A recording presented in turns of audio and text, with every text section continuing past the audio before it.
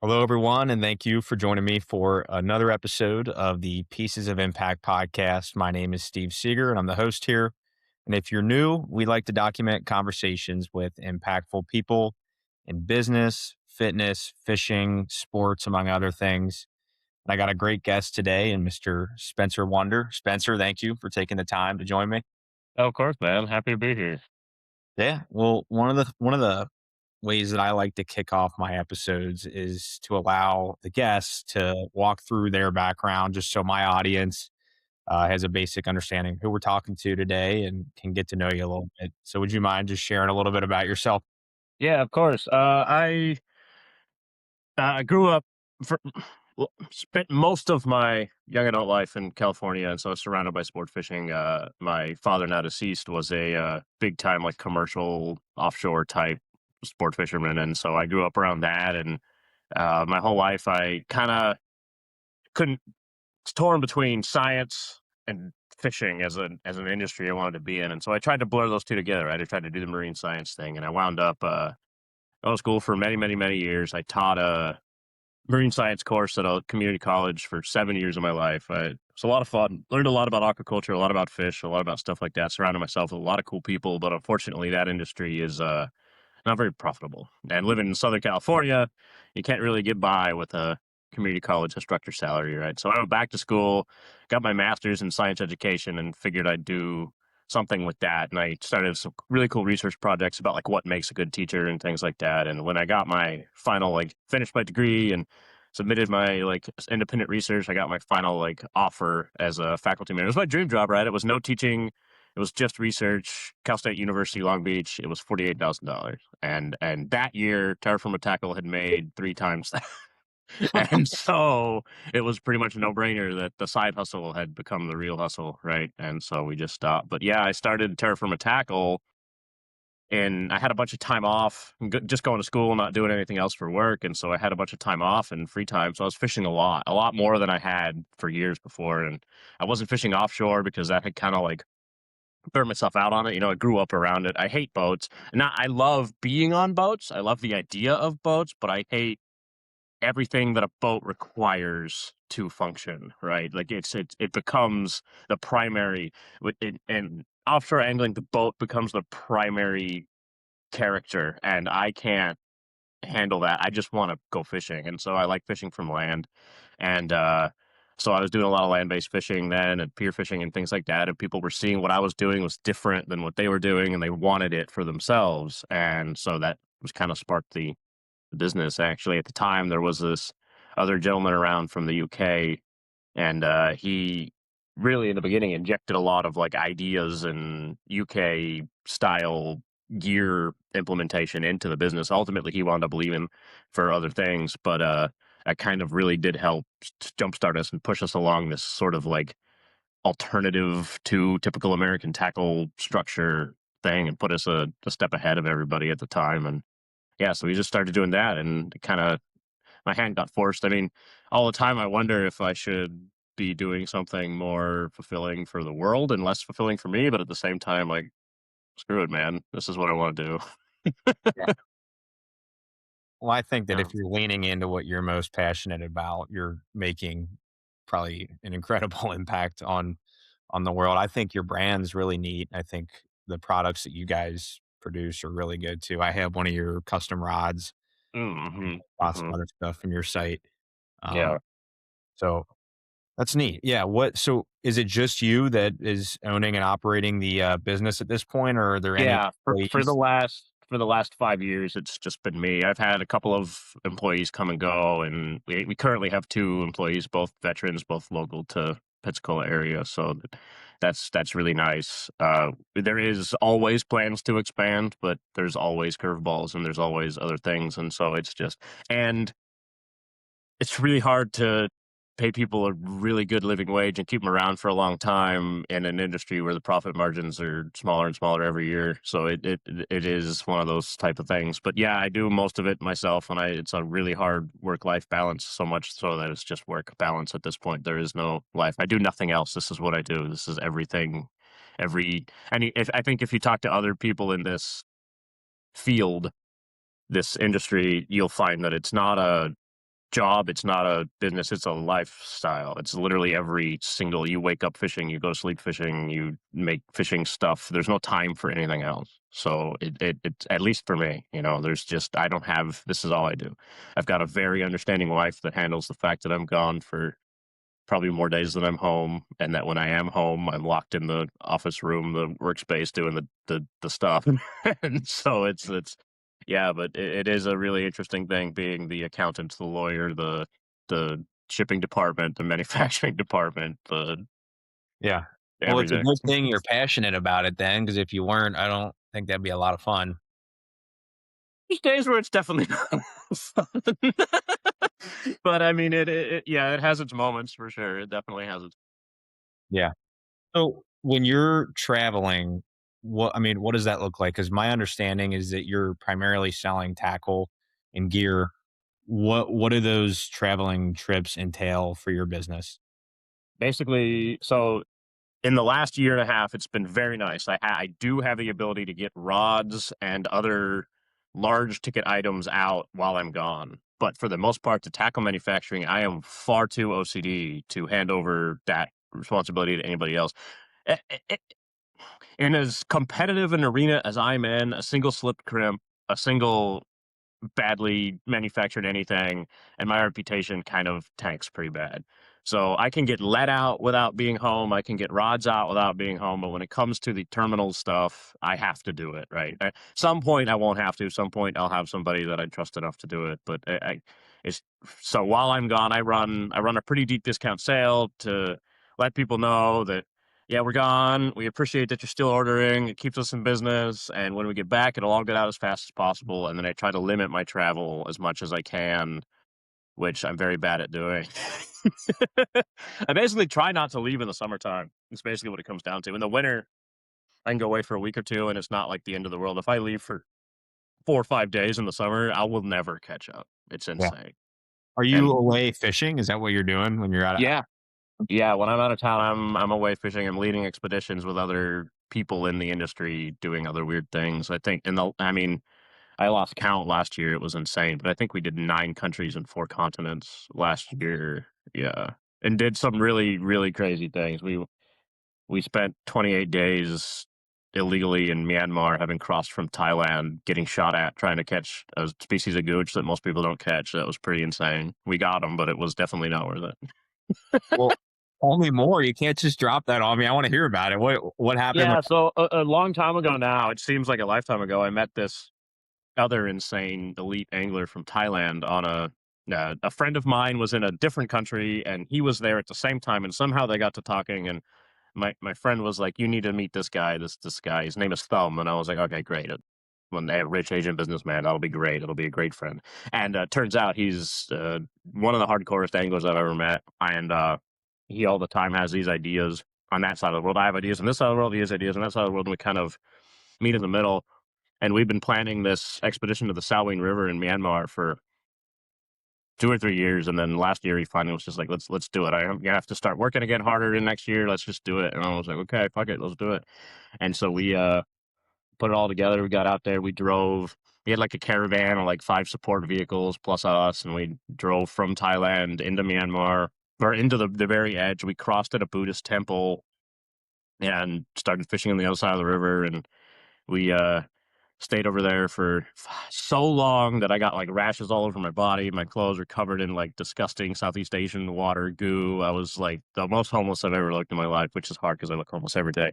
But and I was absolutely miserable. We ate good, I guess, sort of at some point. Like we got some instant noodles, and that was like luxury. But we were like just eating like whatever frozen meat we had brought with us on the thing. We had Thumb had his fancy billionaire RV, and I was sleeping in a tent on the floor with no anything. And yeah, it was some pretty extreme stuff, but we got it done. We caught 4 fish in 18 days.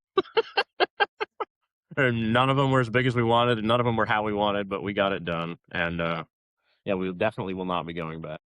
How does your stomach adjust when you're doing that and you're eating a bunch of different food that you're probably not used to? I was an alcoholic for half of my life, so my stomach has never adjusted. All right. Fair So enough. it's just normal, and it's just Yeah. something you live with, I guess. As I get older, like, the heartburn is worse. but the lower end stuff's always bad, always will be. Mhm. Well, your Instagram is really neat. I go on there and it seems like you said, you're just all over the place catching fish that I've never even seen before. What what is your favorite, like most unique fish you think you've ever caught? Oh, that's an impossible question. It depends on what day and what I'm into at the moment, right? But I think some of my all-time favorite, a couple of years ago in California, I launched a campaign looking for what I knew had to be there. So there's this very commonly imported suckerfish from China that's critically endangered in the wild, doesn't exist in the wild. It's imported for the aquarium trade and they get huge and they're imported in huge numbers. I know this from the aquarium world that I used to live in, and our water in California is like perfect for them. And I know people can't keep them forever, and so I knew somebody had to have let one go somewhere, and so I launched this campaign looking for it, and we wound up catching it wound up being a really cool campaign. We caught a lot of stuff before we found that animal, but when I finally found that animal, it was in the place I should have looked before, like I'd been there before, and I looked, and I just there was a day where it was just clear enough, and I saw the critter, and I went back the next day, and I got it. It's a what's it called? A Chinese high-fin banded shark. It's this giant suckerfish, and we caught like I thought we might find like 8-inch ones that somebody had let go that got too big for their aquarium, but we found like a 30-inch version, and Looking it up right now. Okay. Whoa. yeah, and it's probably is the first ever wild caught that specimen of that animal ever. Like they catch them in Thai fishing ponds where they've like stocked them for people to catch, but like a real one in the wild, not put there by somebody else. I mean, obviously put there by somebody else, but like not maintained and taken care of is a pretty amazing thing. And that's probably to this day and will remain for a long time one of the like rarest animals we've ever met. But we have some other stuff in the books coming that will also be firsts of their kind. So Yeah.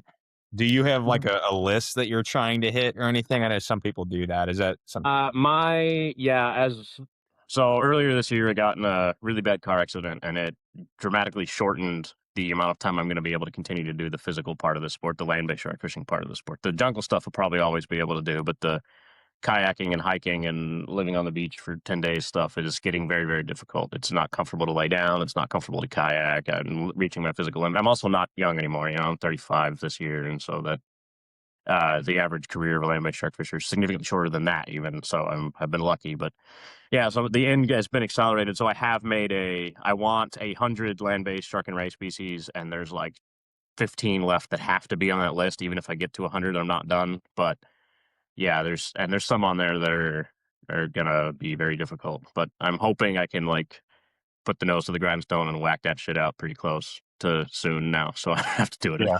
What do you think will be the last like 3 to 5 species? I'm curious. Whale shark, basking shark, and probably some kind of deep water thing that you haven't heard of.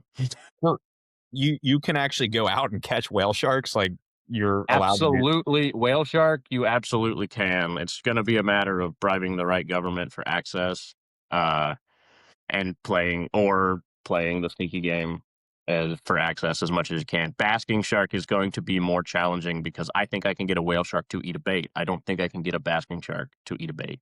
So that adds an element of like, okay, so how do we make that happen, right?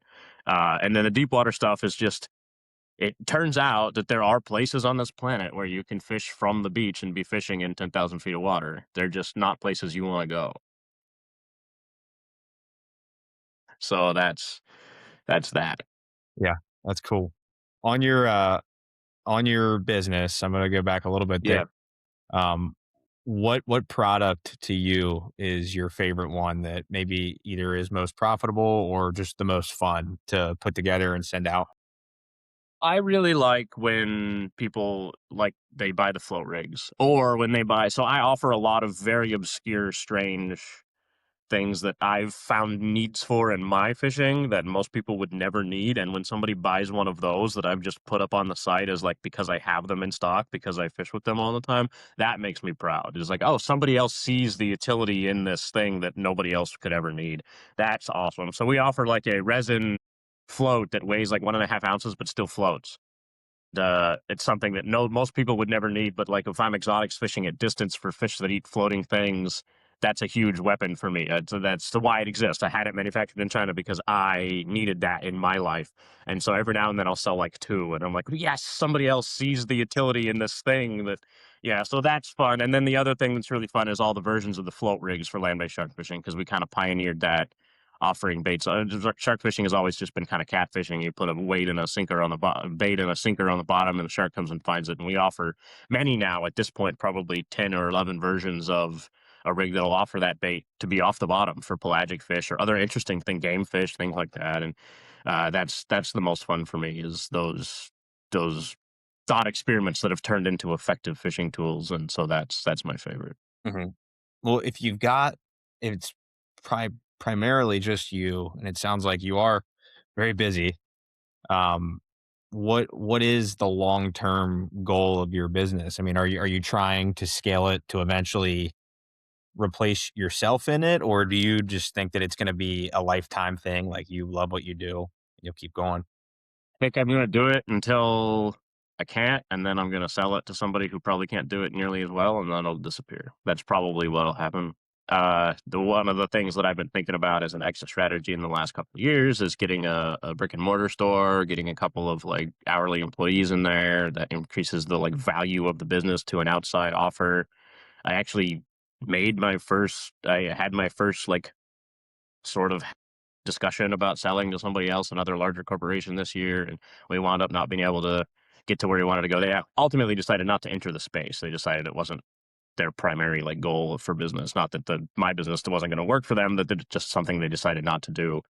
And so that's the decision. And then I have a long term, probably do it for the rest of my life business idea after that. That's a lot more in line with what I truly enjoy doing. So Mhm. Are you willing to share that, or is that more private? yeah, I'm gonna steer into the trips. I'm gonna bring other people with me as a means of. I mean, and then the trip is free, and then I can do that for the rest of forever. You know, Okay, so you would kind of guide people on those sort like of like a I don't know, like a lead expedite, like the same thing I'm doing now. Only instead of them being other major angler players, they'll just be Joe Schmo from Kentucky that wants to go catch something for some reason. yeah. Yeah, and that's a huge. There's a lot of people that do that, and I've bumped into a lot of them. They're all in the same place. It's like their last business venture, like they've done something else for their whole life and now they're doing this and or they've done the traveling forever and they've made the connections. Like I actually that's my last trip to South America that's what I was doing, is making those connections to try and start launching that in the next couple of years and get that off the ground and started, and not as a full-time venture, but as like I'm going anyway and I'm going to these places again and again, and it would be helpful to have other people come experience that. So Yeah. Are you pretty intentional about your networking in your business, or does it kind of happen organically for you through? it definitely happens organically. I don't do a lot of cold reach outs. I don't. One thing that I don't do guiding in North America. I don't offer guided trips. I don't take people shark fishing for money. But what I do get is a lot of people from major major players in other fishing arenas that want to enter shark fishing. And so depending on their value to me personally and their reach globally, I oftentimes will take somebody. In fact, this last week I just had a Chinese businessman that's a huge, big time, big game angler. He doesn't do any land based fishing, but he does a lot of like marlin and tuna and stuff. And I have my sights set on China, have for a couple of years now. And so I offered to take him white shark fishing for 11 days, which was fucking hell. And in exchange for a trip to China. And so that's what we do. I call them trip swaps. There's not really like an official term for how it is, but a lot of times somebody will have something I need and I have something they want. And so we can make it happen. And then oftentimes those people wind up becoming like lifelong friends. Like I have a Wells catfish guide in Spain that comes every year, and he's coming twice a year this year. And we're going to do some stuff in January with like bluefin tuna and stuff in Spain. And so there's a bunch of stuff like that. But most of the time it has to click, right? If I get the wrong vibes from somebody, I'm really protective about things that I know how to do, because the second somebody else knows how to do it, it's not cool anymore. And so I am very protective about it. And I don't take other anglers typically in the United States fishing because it always bites me in the butt. I used to. I'm far more interested in global reach than I am domestic reach, even though the business is domestic. Something about the people outside of the United States treat fishing differently, and they treat it in a way that I much more appreciate on a larger scale. Mhm. And you're now in Pensacola. Would that Yeah. be where you would wanna open up a potential brick and mortar? Yeah, absolutely. Yeah, 100%. There's so much fishing here. That's why we used to live in California, and yeah, there's fishing there, but it's not this kind of fishing, and it's not anywhere near the intensity that it is in the lower states. It's yeah, we very strategically picked this location, A, for a very particular fish that is here right now, and B, for access to a lot of people that have the same lifestyle and mindset as us, and a way to grow and build. Also, it is a 16th of the cost of living. That is important right now. Yeah. Yeah. What Yeah. what's the fish that's there that you're chasing? Great white sharks. The Not my favorite fish by any means, but it is definitely has become the backbone of my notoriety in the sport fishing world, and so that's I gotta go where they go, man. And so they're here now, and they will be here for the foreseeable future. So that's just the move. Mhm. I talked to Dylan and Blaine with Coastal Worldwide yesterday, and I was talking about that shark they just caught, the great white. So, have you caught one before? Yeah, I'm at over 300. I've lost count. I'm at over 300 great white sharks for my career, and Yeah. some really giant ones in there. 16 foot, 15.8, 14.3, 14.1. Yeah, so there's some real giants in there. What is the Mhm. largest shark you've ever caught? I'm curious. Is that 16 feet flat, great white shark, northeast United States, circa 2017, and it's kind of been chasing that high ever since. I do think that the next, and that is the current largest land-based fish ever caught by anybody in history, and I think that the next one's coming from my town, coming from here. So Mhm. it's just a matter of whoever hooks it being ready for that. I mean, that fish fought us for 4.5 hours. Yeah. Well, I didn't know. I was talking to Dylan and Blaine about the snowflake with their, tail fin Hmm. all being unique. That is so cool. I had no Yeah. idea that was a thing. Yeah, it's very cool. A lot of animals have stuff like that, but the great white shark thing, yeah, that's they do a lot of work with the Atlantic White Shark Conservancy Mhm. and Dr. Greg Scomal and them, and they talk about that with them. Yeah, Yeah. Is there any other facts like that that you can share with us that you know from your background or nothing that comes to mind? I'm curious. I know everything there is to know about that fish, but that's an entirely different podcast. Yeah. I can give you their address based on the day of the year, and like it's. I've made it my job to know everything there is to know about that animal. So Okay. Well, can you give me like the 2 to 3 minute condensed spark? yeah, so there are 3, I'm gonna say species, but that's the wrong word. There are 3 population segments of great white sharks on the planet. There's a Pacific population segment, which I spent the last 15 years of my life playing with on the west coast of California, and then there's a Atlantic segment that is the one that you hear about, and from the northeast to Florida, and it's one population of fish. And then there's the southern population segment, which is like from South Africa to Australia up to China, those animals. And, they're distinct. They have distinct migration patterns. They have distinct feeding methodologies. They have distinct breeding population structure things. I believe the largest fish are in the Pacific, but the way the Pacific fish are structured, they are not catchable. The place where the largest fish in the Pacific go, you cannot go, and nobody's ever been able to go, and you're not allowed to go anywhere near it, and so that destroys that dream. So the Atlantic fish, however, spend the bulk majority of the time near the coast. They're pelagic fish, but they spend the bulk majority of their time within earshot of the Gulf Stream, which for most of the year is very close to the coast of the United States. And they do a migration pattern that, well, I mean, migrations never begin or end, right? It's a big cycle, but let's say they begin in the Northeast in the summertime, and by wintertime, they are in southern Mexico in warm lagoons on the Gulf side of Mexico. And that migration path brings them along the entire eastern seaboard of the United States, around the point of Florida, into the Gulf, and across Texas into Mexico. And so, at any point where the Gulf Stream is close enough to the shore, those fish are accessible by land-based anglers, Mhm. and they will be more accessible every year. They reproduce. We protected them in 1994, and we protected their food source in the 80s.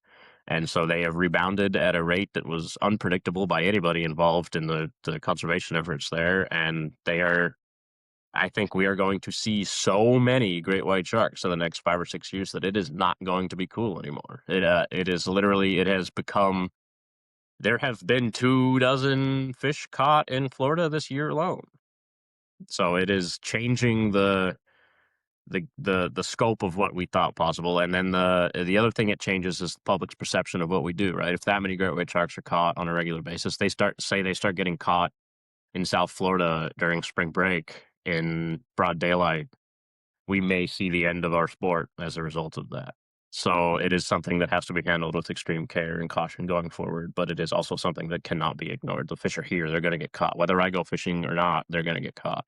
So it's one of those things that's kind of like a catch-22. And Blaine and Dylan and I are grappling with that as we speak. Like, we've been on the phone like at least once a day the last week. Like, what do we do about this? Like, what do we do? What do we change? How do we approach it?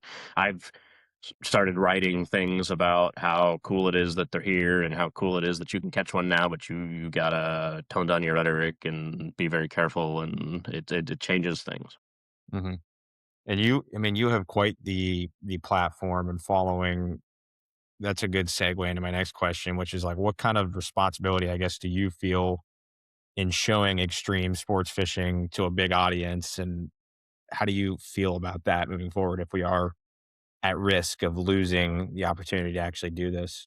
Yeah, I'm very careful about the pictures that are taken, not just that are posted, but that are taken. Like, I have rules about like the belly of the fish can't show, the blood can't show, the 1 or 2 shots. We keep our release times extremely short, and it's I also make a big point of the wording and how I talk and how I present these animals is like, yeah, this is super awesome and cool, but like it's also this, you have this huge responsibility for this critter the second you hook it, right? And or the second you go out there knowing that you might hook it, right? Like, long before you actually do the fishing, you have to be mentally prepared for the responsibility that comes with that whole experience. And that's something that I think a lot of people, the sport's changed, right? Not anybody with a drone and a couple $1,000 can go do this now. And before, it took years of practice and physicality and stuff. And so that it becomes even more important that that sort of like learning curve and barrier to entry built in a little bit of respect for the sport. But now, like, I can rock up with my lifted truck and my drone and my $2,000 rod and reel I bought from this online store that offers this to me for very low cost, and I can go fishing and catch a great white shark. And I am not prepared to do that if that's who I am. And so it's the best thing I can do is tell people that you need to be prepared for that, like, because that's going to happen to you, whether you are expecting it or not, going forward. Yeah. And I'm sure there's a lot of outsiders that will give you that pushback on the sport. What is like one thing that they misunderstand usually about land-based shark fishing? Oh, man. Uh, right now, the biggest problem, I mean, and it's a business problem too, right? So, like, some of us have spent the last 10 years building a business around this sport, and we've done it responsibly, and we've done it by reaching other anglers, and we've done it by reaching other segments of the sport and adding legitimacy to the sport. We designed a reel with Okuma that put us on the mainstream, made the sport not something that was done in the dark in a closet. There's a major tackle manufacturing company offering rods and reels now for the sport. We've given it huge platforms in the like global angling stage with people like Coastal Worldwide, and then now there's this, with the advent of the drone, there's this new phenomenon where these social media influencers are being paid by these drone companies based on how many views they get to sell the drone. Those people aren't shark fit. If you get 1 million views on TikTok, there's not 1 million shark. We are a very small community of people. There's less than 10,000 of us, I think, honestly. There's 80,000 people in my shark fishing group, but I do not believe that those are all shark fishermen. I think a huge portion of those people are spectators on the outside, or people that just cast baits for little sharks, or people that are interested in it but aren't anglers. Even if there was 100, let's say there is 100,000 shark fishermen on the planet, there's not 1 million. So 90% of your views on 1 million view episode about shark fishing on your TikTok of you like beating up a shark and flying around a drone and doing all this clout chasing hype reel stuff are to non-anglers. Those people, almost all of the non-anglers, do not want you to catch a giant shark from the beach. It scares them. It's terrifying. It's bad for the shark. It doesn't look good. They don't understand what's going on. And so you're effectively selling the sport to the people that want to take it away from us. And that is the hugest thing that we face right now as an industry. And I think the misunderstanding for me being like drone fishing is bad and social media is bad is that I'm not saying that social media is bad. Obviously, I use social media. Obviously, I promote the business through that. But the difference is that my content reaches anglers. Your content reaches Karens. This is a distinct difference on a scale. It's like the comeback is always like, well, you're just upset that you're not getting I'm deliberately not getting that reach. I don't need that. That reach doesn't help me. There's a reason I'm more successful than you with less than 1 million views on my stuff. Like there's a reason that is the way it is because it's targeted. I'm reaching anglers. I'm not reaching homeowners association people at the beach. That's not going to help me. It's not going to help you. In fact, it's going to detriment both of us. And that is the biggest, I think that's the biggest misunderstanding is that, yes, there are people that are making a lot of money off of the sport, but it's not coming from within the sport. It's coming from outside of the sport. Hmm. And I tried to Oh, have this conversation with the drone manufacturers themselves. When XPs came on the market, the guy who runs that company reached out to me and asked me things to do about promoting the drone. And I was like, these are the things not to do. And he went and literally did all the things I said not to do. And so best luck to him. it's funny. Well, I'm curious. Um, Going back to your business a little bit, what does a day to like? What does a typical day look like for you if you're this involved in it? Uh, Typically, if I'm not fishing that day, I wake up around 10:30 from having fished the day before, and I get on the email. I look at all the messaging channels and check for customer things that need my attention. I do that usually till about noon. Some days there's nobody. Like today, there's one email I have to respond to. I'm like, oh, thank fuck, I haven't fucked up that bad. But for the most part, I do that until about noon, and then I eat some kind of lunch, and then I get into the workshop and I start grinding. Now that's a different schedule in the summer. In the summer, it's wake up as soon as I usually I'm stressed as heck. I wake up at 5 in the morning. I start working all through the day. I'll run like 18 hours. I'll crash for 4. I'll do it again. I do that for about 90 days out of the year.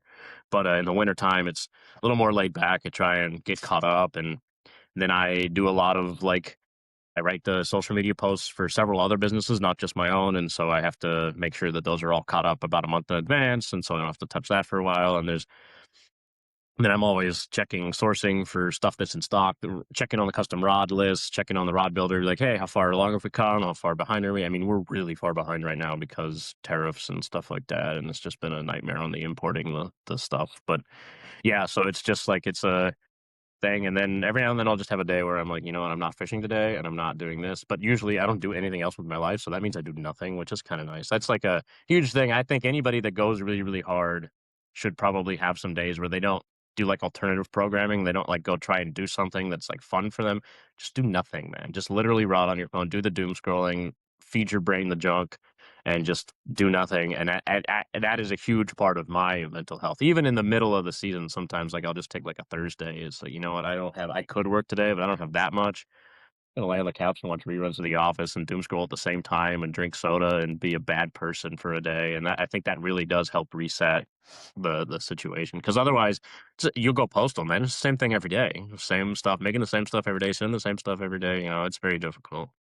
Yeah, But you got to find time to recharge a little bit. yeah, and then alternative programming thing, like doing that's fine. I know a lot of people that like this isn't their whole life. Like I know Dylan and Blaine, they do other things, and so like that's fine. You do the other thing, but then like you've just added like to me that would like add more stuff. Like it's the other thing I have to do, and I'm gonna do it because my time. You know what I mean? I don't want to have another thing I have to. Sometimes it's very important to me to do nothing, literally not have something I have to do that day. That's important to me. Yeah. How often are you getting out to fish? Well, in the winter months, I fish a lot. I fished 11 out of the last 15 days, and then in the summer, I don't get to fish much at all. I mean, I don't unless I'm traveling, which I try not to do very much in the summer. But yeah, by the time June rolls around, there is not a time for me to come up for air. There's just nothing. You know, that's when I'm like at my most like stretched way too thin for one person, and it's bigger every year. And so like that's one of the things is like it used to not be that hard, and then I'm like kicking myself like, am I just old? Am I just not capable of this anymore? But it is like growing every year, and so, like, obviously, it's more difficult every year, but, yeah, it's and there's, like, nothing that can be done about it. I try and use, like, software to forecast sales of particular things and try and, like, stockpile. I'm always wrong, and then I either wind up with 9,000,000 of something I don't need or none of something I definitely need. Like, hit me really bad earlier this year. I had, like, some kinda rush on rigs I almost never sell, like Carolina drum rigs. And I sold like 400 of them in like 2 weeks, and in the winter, I sell like 2 typically, so I had, like, nothing in stock. I had to, like, run around and, like, buy hooks retail and, like, do stuff just to, like, get that. I was like, "This is no amount of forecasting that could have predicted this. It's just an insane spike." Somebody search terms somewhere on a blog somewhere, pushed them to my thing, and made my life hell for, like, 2 weeks. Stuff like that just happens, and there's, like, nothing you can do. You just gotta roll with it. Yeah. It sounds like you're not I mean, you're used to doing very difficult things. Was there any point in this journey where you had a moment of like, you failed, and what did you learn from it and carry Yeah, a over? couple of years ago, I had, uh pretty serious backlog. I had a visiting angler from overseas, and I had a Africa trip that left like 2 days after he left. And so I was like pretty far behind, trying to support him and get him the content he needed while he was in California, and then I was trying to leave for Africa, and then I managed to get like almost all of it done. The day before Africa, I was like a terrible human being, and like my bank account got frozen because of some like overseas fraud on like the day before I got on the plane. Everything was awful. I had no funds. There's nothing. I was trying to get on the plane. I was trying to get my card fixed. I was trying to do this. Then I got to Africa, and some customer that I had already issued a refund to, but it hadn't hit their bank yet, charged me back for $5,000 and completely drained my personal checking account while I was overseas in Africa. Oh, God. And so it really, I was like, well, that's it, right? We're done. That's it. This game over. There's no coming back from this. Yeah. Uh, it just, there's nothing you could do. You're already there. Just do the thing, go through the thing. And it took a couple of weeks later, sales started coming in, overseas stuff, and got me through. I was able to get home on like a shoestring budget, and then obviously I won the chargeback because refund had already been issued, and so whatever. But it was like, wow, like that's how close I was to. I mean, this was like 5 or 6 years ago, and things were like really narrow back then, and so it was like, wow, okay, so we got to be more careful about stuff like that. And then I also have and since then I've had like I have a very defensive customer service strategy. I mean, you'll probably, if you look around enough, you'll see like my responses to customers that say things like, "It's been 2 weeks since my order's been out," but it's been like 3 business days, and I snap back. I'm not a major corporation. I'm a human being, and you could have reached out to me before you posted on Facebook, and you could have got your date straight, and you didn't even put your real name on the order. So this is your real name, and this is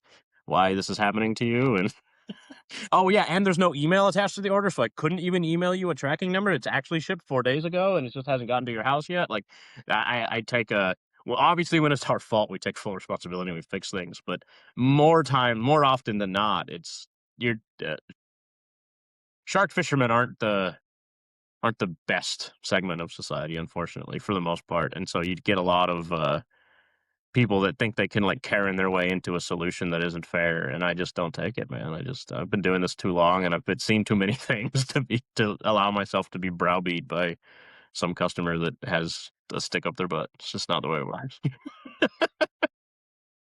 When you started getting everything rolling out and the business was kind of coming off the ground, was there any mistakes that you made early on that you were like, okay, I can never do that again? I mean, maybe it is the You refund know policy what? you're just talking about. The biggest thing is the pre-release. So when we launched the reel with Hokuma, we did a pre-release and we sold a bunch of them like 9 months before the reel came out. We had like exclusive rights to offer the pre-order, and we did. That was a nightmare. I do not recommend people do pre-orders because you wind up with all of this money that's on hand to deal with this thing, and that's super nice. And the reels are sold or whatever. But then when it comes time to ship, people's addresses change during the course of that time. They move.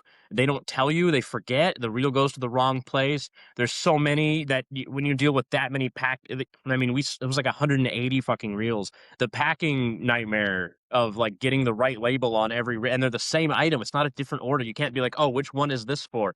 It was very bad.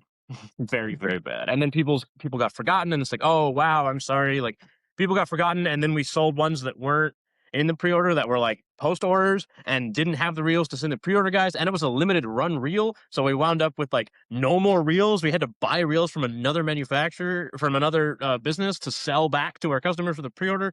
It was a disaster, man. It was so, and part of that's not entirely our fault. Okuma handled it pretty poorly too. Like, I don't think they expected the rush that we got on it, and so like there was a lot of that. But yeah, that wasn't. I will never do something like that ever again. In fact, I no longer sell drones or reels on the website. Mhm. Both industries are very difficult to deal with on a large scale. And so it's one thing if the reel's sitting in a case and they buy it and then you put a new one in the case after they leave, that's fine. The selling them online thing and buying them as you need them and drop shipping them and dealing with the drone manufacturers on a one by one basis, I'm out, man. If I had a shelf to put 10 Swell Pros on, I'd sell Swell Pros, but I don't have a shelf to put 10 Swell Pros on, so I have to sell one Swell Pro at a time. That's not worth it. Yeah. Yeah. What's one thing that you've done with your business that you think unlocked the most growth? I don't like to take credit for where we are. It was timing and placement. Like it was literally, we just got super lucky. And to be entirely fair, COVID saved us, right? COVID made it legitimately possible. People went back outside. The business grew 387% during COVID time. So while everybody else was shrinking and dying, we were literally exploding. It was able to become reality. The other thing that I think 100%, so the year before, no, it was during COVID. So during COVID, we had I was still going to school. I was getting my master's, but it was all remote.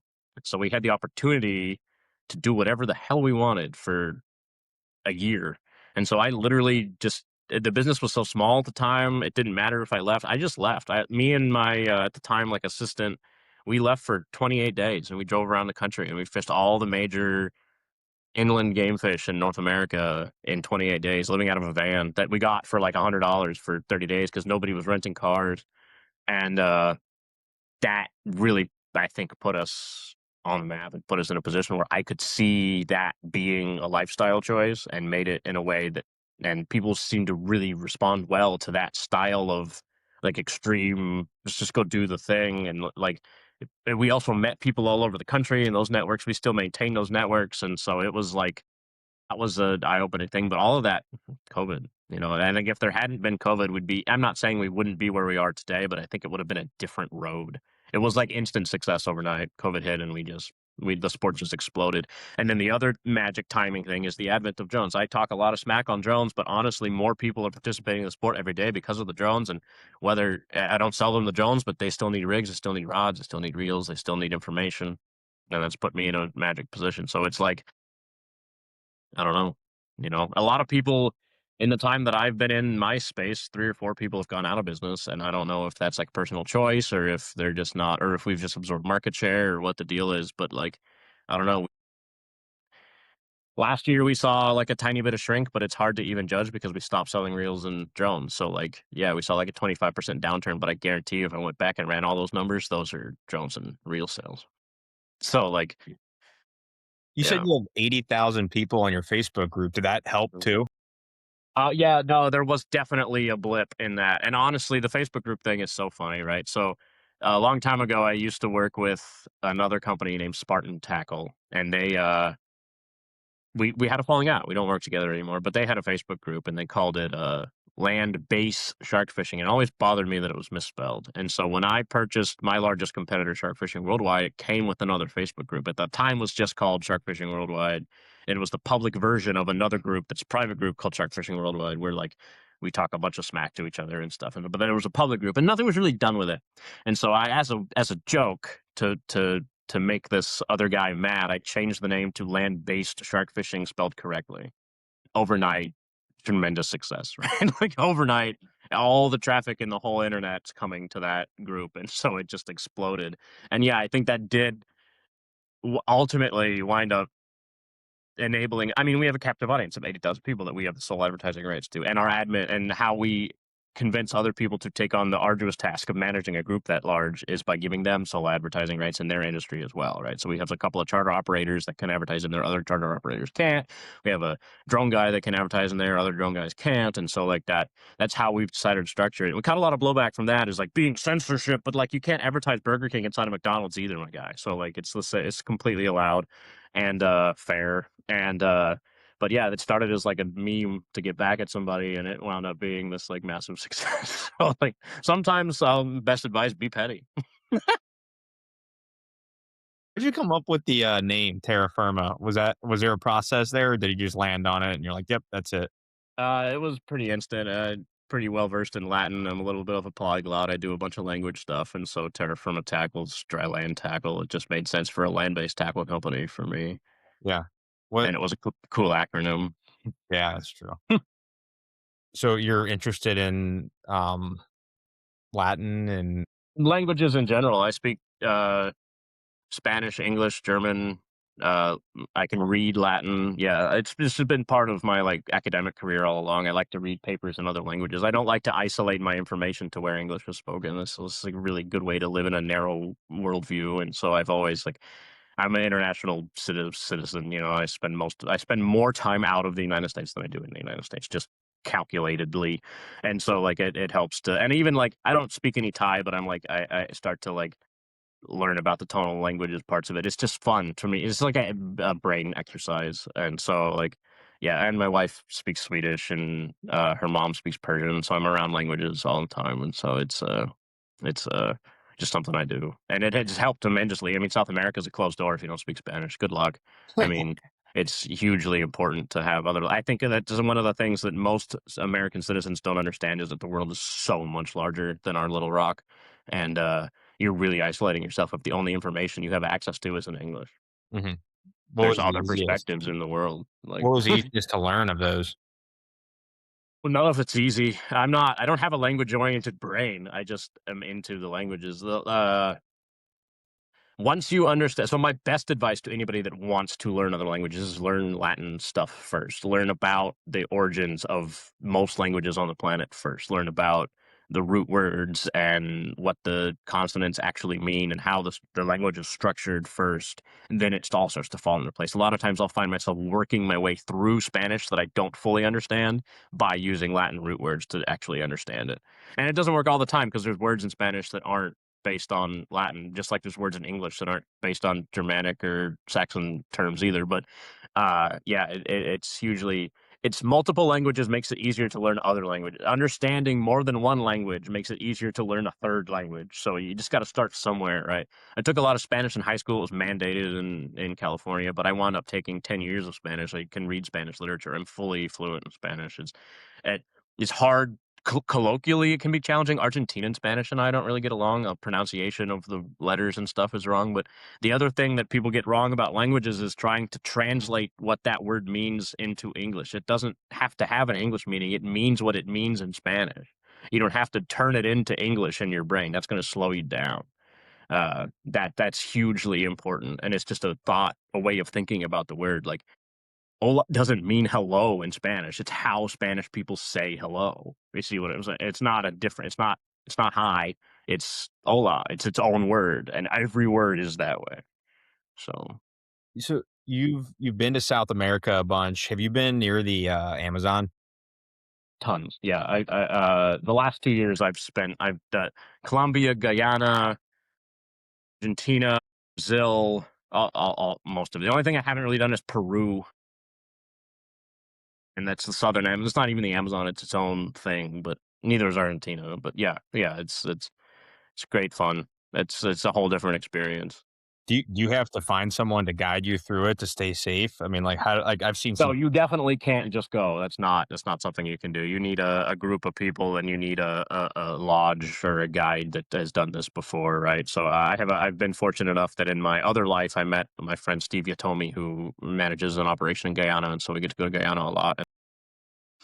In Colombia, Thumb found an operation of Fish Colombia. It's a pretty popular operation, and they run a couple of trips there, but they were able to tailor us a really remote version of it for when we went for like 18 days last year. It was crazy. And then Argentina, there's no infrastructure. There's a couple of people. There's a lot of fly fishing. And so I had to make some friends down there. I talked to a guy that does a lot of like travel angling, and he had a friend in Argentina and he had two friends. And so I was able to get us three boats. And we're actually going to launch that operation publicly next year, but they've gone 2 years in a row now. And they're amazing people. Argentina is probably my favorite place I've been so far around the world, other than maybe like Norway. But Norway just is like cold America. It feels the same. But Argentina is like its own thing. The food's amazing. The people are very, very nice. It's like what Texas could have been if they hadn't put a bunch of Texans there.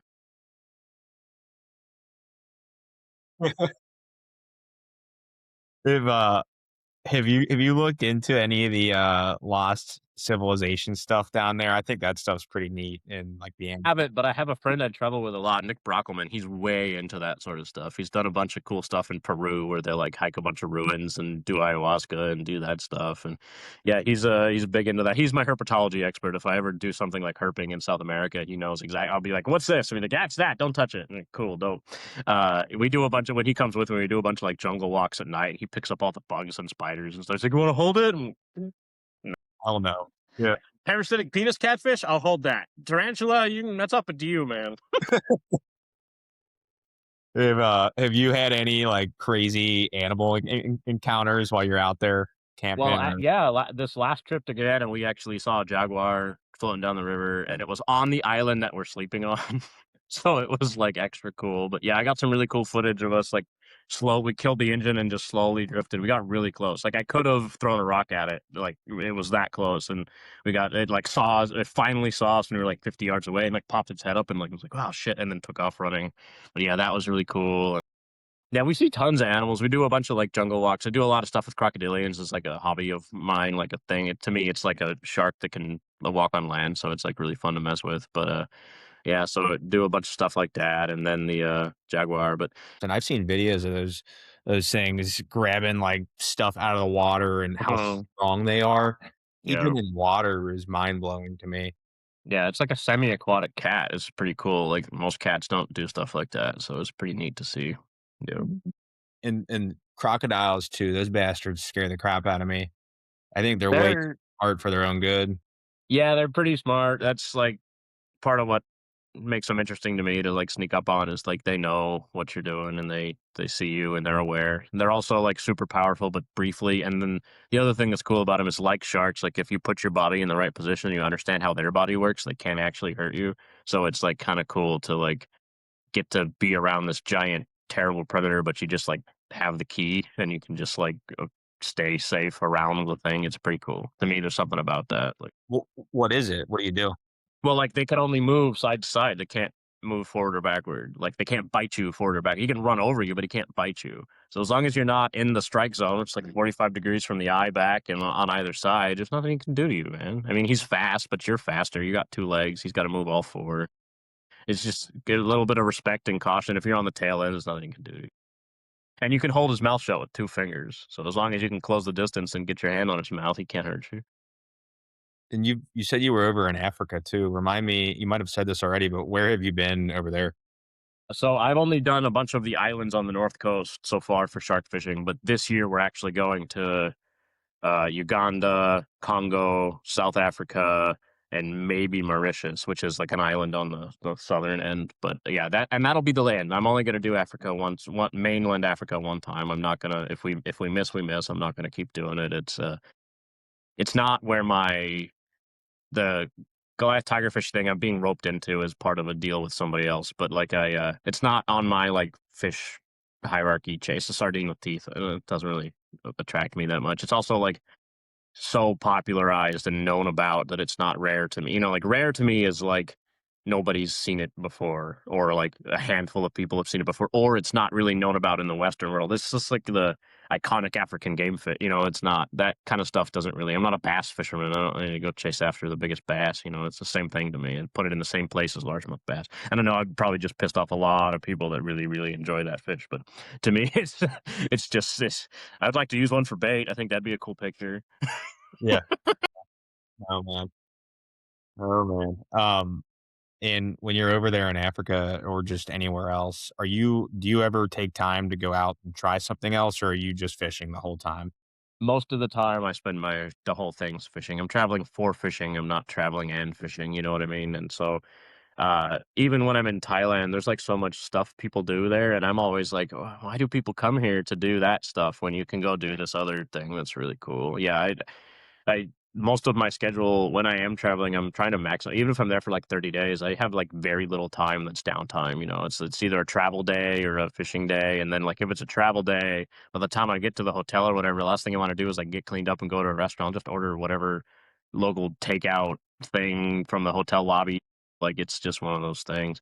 In Guyana, we walked around town a little bit and like went to the market.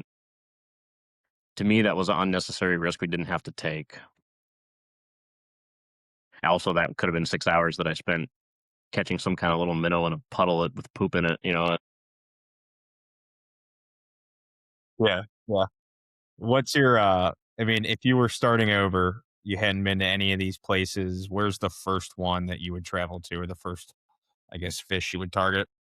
I think the first place people should go is Guyana, especially like the Amazon is such an iconic destination, and there's so much variety and so many things that if you go Peru or Brazil, you're getting like half of the picture. Guyana has it's centralized, it's north central, it's in the Guyana Shield. It's got every iconic species you can think of. There's nothing that you know about in the Amazon that isn't there. It's got the freshwater rays, it's got wolffish, it's got payara, it's got arapaima, it's got peacock bass, but it doesn't have the biggest of any of those things, but it has all of those things. And so like in one trip, you can truly experience like the breadth of the Amazon. It's got two kinds of crocodilians, it's got jaguars, it's got tapirs, it's got the whole thing. It's got howler monkeys, parrots, it's got the whole experience. And I think that that is the gateway. I think it's also relatively inexpensive compared to some things. It's about half as much as some other expeditionary things on average. Sometimes you can maybe get away with it even cheaper. I don't look at the like super discount operators. I'm always afraid they're gonna like take my liver. But yeah, the Guyana's definitely like the gateway to a lot of things. And there's things I think you should definitely not do as your first thing. I don't think your first big travel expedition should be to Thailand. I think that if you get the idea of like fishing in these fishery ponds in Thailand or doing any kind of jungle stuff in Thailand is like those are the two extremes. Like jungle fishing in Thailand is incredibly difficult and impossible, virtually impossible. It takes a huge amount of time, and you're not going to catch very many fish. You do the ponds thing, you're going to catch all the fish, but you have got none of the jungle experience, and you're going to get a taste for doing like exotic travel fishing, but it's not like that. That's not what it is. That's its own universe, a man-made structured universe that it's like Jurassic Park. But you need to I think Guyana is the best like gateway thing. But I definitely think people should go to Thailand. I think that Thailand is an amazing fishery, both the wild stuff and the captive stuff. And there's things that you can only do in Thailand. There's fish that are extinct in the wild that only have access to in Thailand. So like that's its own thing. But I think that those are the two things that a lot of people think of when they think of travel angling, and I think that those are two polar extremes of each other. They're completely separate. And I did them one year after the other. It's I did Guyana first, and then I did Thailand. You get different things out of both experiences. Yeah. You said that the networking with these people that you meet with happens organically, but I'm sure there's like some level of vetting that you do. Like, how do you find someone that you trust to go travel across the world with to stay with for 18 days in the middle of the jungle? I'm really bad at answering DMs, and so sometimes these people will DM me 2, 3, 4 times, and then I know that they're like serious about it and really want to do it. And I get like one random DMs like, "You should come here," and then like I answer like, "Yeah, what's there?" and I get nothing back. I'm not going to pursue that one. And but I get like my buddy from Spain now. He was in my DMs in like 2015 when he like I was nobody, Hmm. and he was like, "You should come to Mecanenza, Spain," and I was like, whatever. And I didn't even think I was like the last thing I was thinking about was Wells catfish, right? And then like the time rolled around, there was time to go to Wells catfishing, and I was like, oh shit. That guy told me I should go to Mecanenza, Spain to do Wells catfish, and he was immediately like, "Yeah, stay in my apartment and come, and we will catch so many catfish. It'll be super fun." And like and it was just worked out. And then, but a lot of the networking thing helps for stuff like that, but a lot of the stuff I do is completely like just go and do it. Like the Caribbean expeditions last year, I just got off my butt and I just went and I just did it. There was nobody, and I met people there. Like you bump into somebody we picked up our rental car, And I just like, they were like, "What are you doing with the rental car?" And I was like, "I'm going to go over here and do this thing." And she was like, "You need to talk to Reynold." And I was like, "Who the fuck is Reynold?" And they was like, "It's this guy. He'll take you over there." And so I talked to Reynold, and now Reynold and I are in WhatsApp every day talking. He sends me funny, Huh. like, things with his like face photoshopped on a mahi mahi, like for no reason, and then we just like talk. But like, yeah, it's just like it's just got to feel it out, man. A huge part of it is just going, but also like recognizing that you are a giant mark when you're in these places, right? Like everybody wants to be around you and take advantage of you, and so like you have to be like, not that people are evil or anything, but people are pretty fucking evil. Yeah, I got you. Well, Yeah. I'm going to transition now just to a quick rapid fire round. I typically don't follow up on these. I just hammer through them at the end, get a couple fun ones out of the way. My first one being, what is your go to favorite piece of tackle that you sell or use yourself? Definitely the float rigs or land-based float rigs. That's 100. That's the thing I probably get the most use out of. Hmm. Yeah. Favorite and least favorite shark species?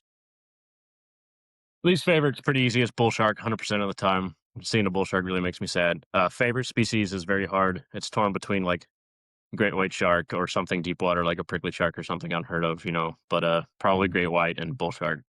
Mhm. Favorite fish to eat if you do. Paku, paku, hands down, no doubt. How Paku every time. I eat them every opportunity I get. do you cook them? You can't fuck it up. Anyway, you cook it. It's phenomenal. They're amazing. Yeah. What is the least favorite day to day activity in your business? Answering customer emails and DMs. It's always super stressful, and it always like my blood pressure goes up to like heart attack levels every time. Even if it's like, hey, I really loved your product, I just hate interacting with customers. It's not, I don't hate the customers, I just hate that like exchange of like requiring me to like be a human being for 20 seconds. Yeah, Yeah, that's my least favorite part. that's funny. The pain of opening up that Gmail Yeah, inbox. Like, yeah, yeah. That's literally the worst part of it. That's why I do it first thing in the morning. Later, I don't even have my contacts in, so I can hold the phone away from my face and barely see it. But it's terrible. yeah, yeah. Yeah. Okay. Favorite or best time of the year to fish? Winter, pretty much exclusively everywhere all over the world. Everybody's out in summertime. Even if the fishing's worse, fish by yourself in the winter, it's better. I like it the most.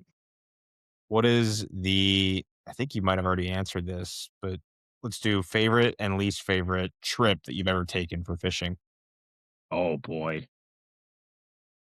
Favorite trip is hard. Probably, honestly, like as far as like exceeding expectations and being an incredible place, Spain for Welsh catfish. Like, it's a very low cost. It was very low cost, and the experience was incredible, and the fishing was miles above what I expected. Not that it was like the best fishing ever, but it was more than I expected it to be, and so it sticks with me as like one of the best destinations I've ever like fluked into.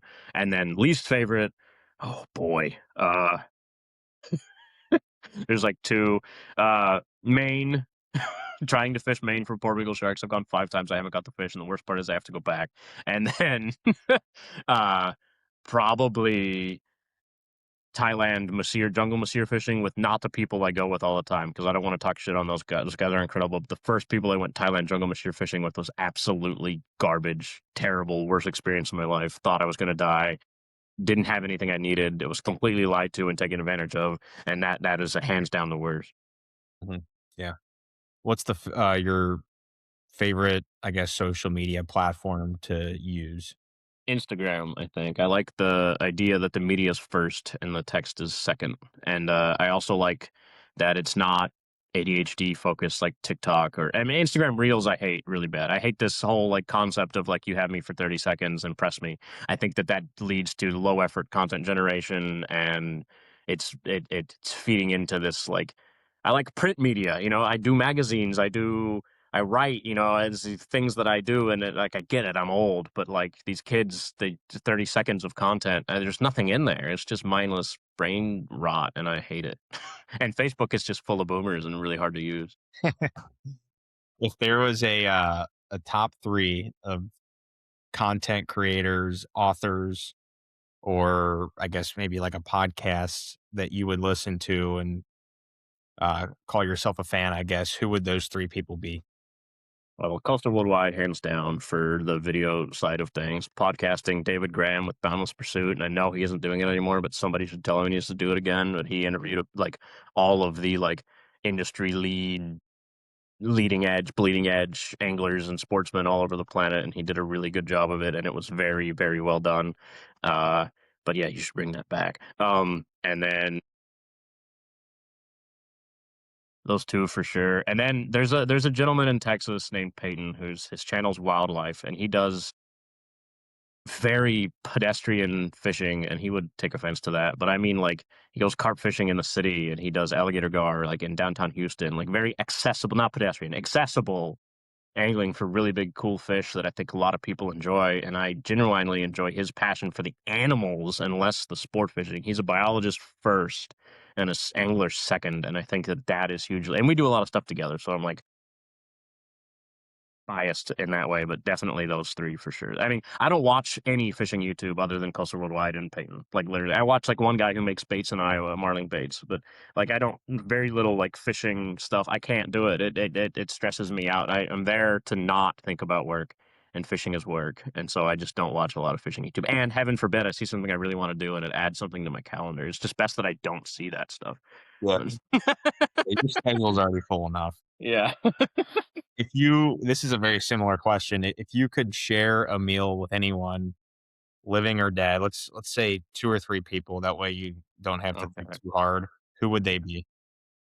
Man. Living or dead, huh?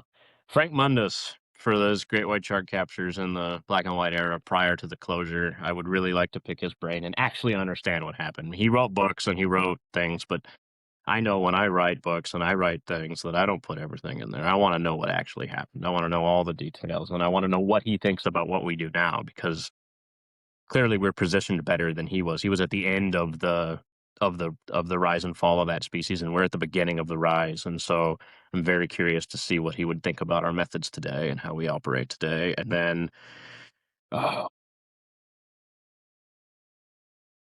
the other two would be people that just aren't with us anymore, right? My friend Rich DuBois, who really put me in the position I'm in today, and then my other friend Mister, who was with us in the beginning of the pier fishing thing. I'd like to show them where we are now. Yeah. My last question, I wrap every single episode with this for every guest, and it's with the theme of the show, talking to impactful people. It's, what is the single piece of wisdom that has had the greatest impact on you and that you hope the listener of today's episode carries with them? Just do it. Just do it, man. Just if you're thinking about giving up the day job to do the thing, just do it.